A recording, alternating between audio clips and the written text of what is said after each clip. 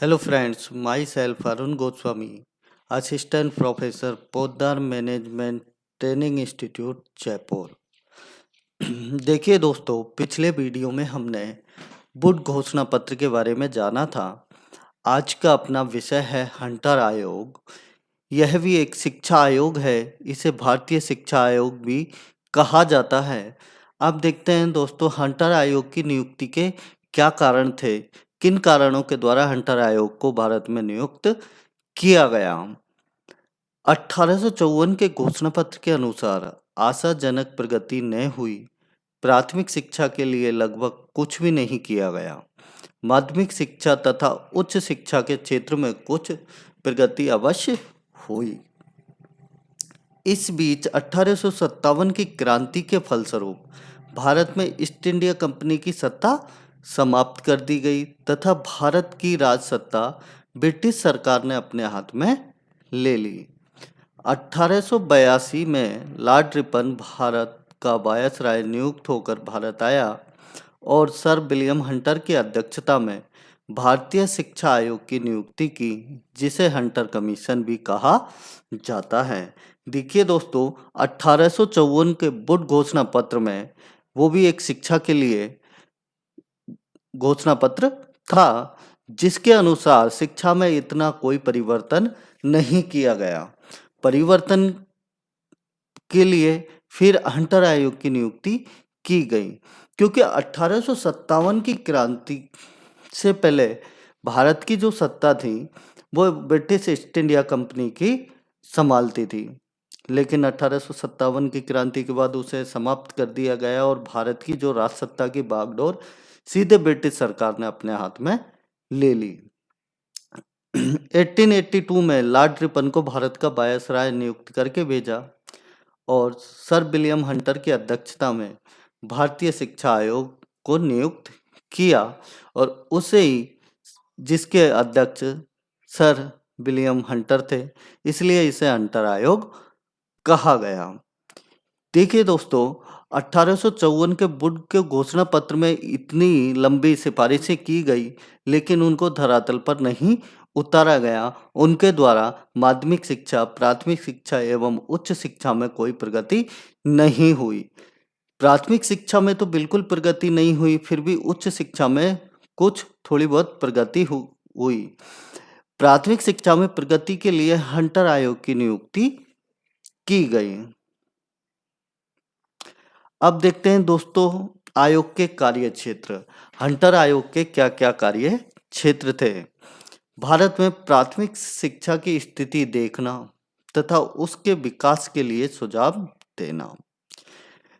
सबसे पहले भारत की प्राथमिक शिक्षा जो भारत में चल रही है उसका निरीक्षण करना और उसके बाद उसके विकास को सुझाव देना कि इसमें क्या विकास किए जा सकते हैं।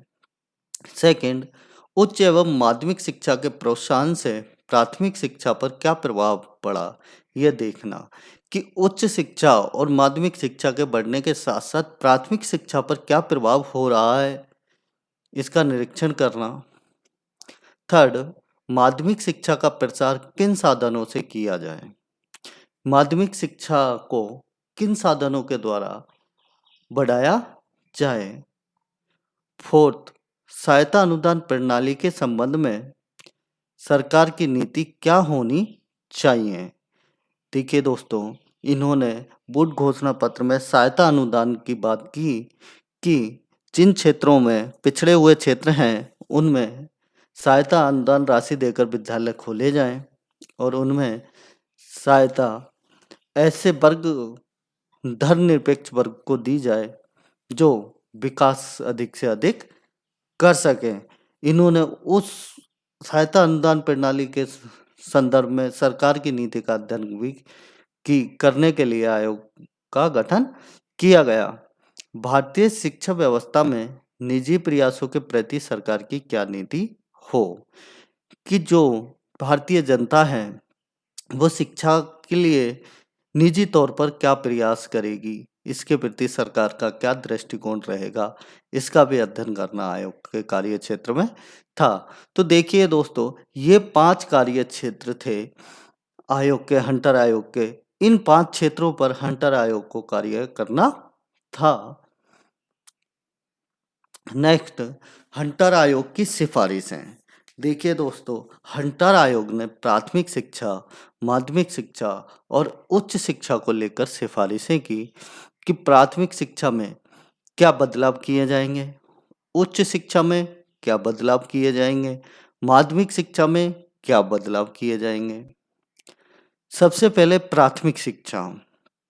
इन्होंने प्राथमिक शिक्षा के लिए सुझाव दिए और प्राथमिक शिक्षा को किस प्रकार, किस शिक्षा पद्धति के अनुसार बनाया जाए, उस पर इन्होंने अपने सिफारिशें दी हंटर आयोग ने।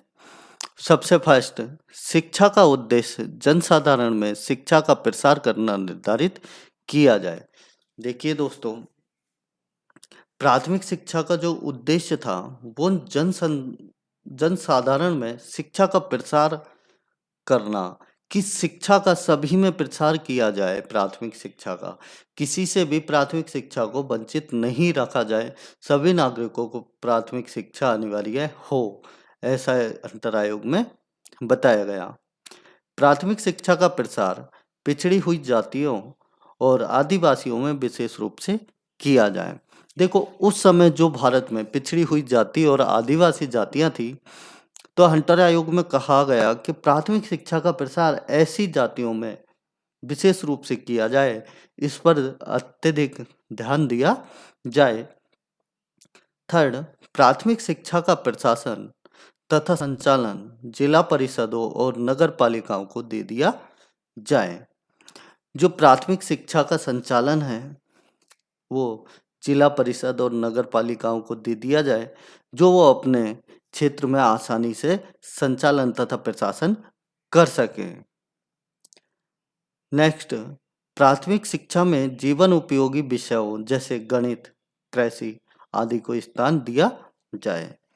प्राथमिक शिक्षा में इन्होंने जो जीवन उपयोगी विषय हैं गणित और कृषि को स्थान दिया, ताकि बच्चा आसानी से और जल्दी से जल्दी सीख सकें। प्राथमिक शिक्षा के स्तर को उच्च बनाने के लिए प्रत्येक निरीक्षण क्षेत्र में कम से कम एक नॉर्मल स्कूल की स्थापना की जाए। देखिए दोस्तों, इन्होंने कहा प्राथमिक शिक्षा के स्तर को ऊंचा उठाने के लिए जो प्रत्येक निरीक्षण क्षेत्र हैं उनमें एक नॉर्मल स्कूल हो, जिसमें सभी को प्राथमिक शिक्षा दी जाए, सभी को एक साथ प्राथमिक शिक्षा दे सकें। फिर जब ऐसी स्कूल, नॉर्मल स्कूल की स्थापना होगी, तो प्राथमिक शिक्षा का स्तर बढ़ने लगेगा। इस ओर हंटर आयोग की सिफारिशों में ध्यान दिया गया। नेक्स्ट, प्राथमिक शिक्षा को देश की शिक्षा प्रणाली का अभिन्न अंग घोषित किया जाए।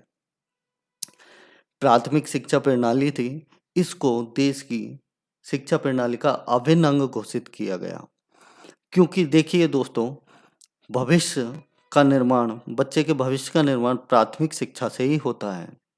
प्राथमिक शिक्षा ही बच्चे की नींव को मजबूत करती है। इसलिए इन्होंने कहा, हंटर आयोग में कहा गया कि प्राथमिक शिक्षा को देश की शिक्षा प्रणाली का अभिन्न अंग घोषित किया जाना चाहिए। सेकंड, माध्यमिक शिक्षा। माध्यमिक शिक्षा के प्रसार के लिए सहायता अनुदान प्रणाली का प्रयोग किया जाए। इन्होंने माध्यमिक शिक्षा पर भी फोकस किया कि माध्यमिक शिक्षा में क्या क्या बदलाव किए जाने चाहिए और माध्यमिक शिक्षा का प्रशासन किस प्रकार होना चाहिए, पाठ्यक्रम में क्या क्या होना चाहिए। माध्यमिक शिक्षा के प्रसार के लिए सहायता अनुदान प्रणाली का प्रयोग किया जाए। देखिए दोस्तों, जो प्राथमिक शिक्षा प्रणाली है वो कम खर्चीली होती है, लेकिन जब माध्यमिक शिक्षा प्रणाली है वो अत्यधिक खर्चीली होती है, तो उसके लिए सहायता अनुदान प्रणाली का प्रयोग की इन्होंने बात की कि उसके लिए सरकार द्वारा सहायता अनुदान देना होगा। हर जिले में एक विद्यालय का निर्माण किया जाए, उसके संचालन का भार वहाँ के निवासियों को दे दिया जाए और हर जिले में एक विद्यालय का निर्माण सरकार करेगी और उसके संचालन का जो भार होगा, जो भी खर्च होगा, वहाँ के निवासियों को दे दिया जाएगा। वहाँ के निवासी उसका खर्चा उठाएंगे। थर्ड, माध्यमिक स्तर पर 2 प्रकार के पाठ्यक्रमों की व्यवस्था की जाए। माध्यमिक स्तर पर 2 प्रकार के पाठ्यक्रम हों, एक तो ए कोर्स और सेकंड बी कोर्स, यानी कि 2 पाठ्यक्रमों की व्यवस्था की जाएगी। माध्यमिक शिक्षा के स्तर को ऊंचा उठाने के लिए प्रशिक्षण विद्यालयों की स्थापना की जाए, यानी कि माध्यमिक शिक्षा के स्तर को ऊपर उठाने के लिए प्रशिक्षण विद्यालय स्थापित किए जाएंगे, जिनमें जो माध्यमिक शिक्षा के अध्यापक हैं उनको प्रशिक्षण दिया जाएगा, उनको प्रशिक्षित किया जाएगा कि बच्चों को किस प्रकार शिक्षा ग्रहण करवानी है। नेक्स्ट, माध्यमिक शिक्षा का माध्यम मातृभाषा हो, पर छात्रों को अंग्रेजी का कुछ ज्ञान अवश्य दिया जाए, है ना। इन्होंने हंटर आयोग में कहा कि माध्यमिक शिक्षा का माध्यम मातृभाषा होगी, लेकिन मातृभाषा के साथ साथ उन्हें अंग्रेजी का भी कुछ ज्ञान अवश्य दिया जाएगा। थर्ड, उच्च शिक्षा। देखिए दोस्तों, इन्होंने उच्च शिक्षा के बारे में भी कहा और जो बोर्ड का घोषणा पत्र था उसमें भी उच्च शिक्षा के लिए भी सिफारिशें की गई, लेकिन उच्च शिक्षा में कुछ प्रगति हुई थी, जबकि बोर्ड के घोषणा पत्र की सिफारिशों के आधार पर प्राथमिक एवं माध्यमिक शिक्षा में इतनी प्रगति नहीं हो पाई। तो उच्च शिक्षा के लिए हंटर आयोग में क्या परिवर्तन बताए गए, देखते हैं।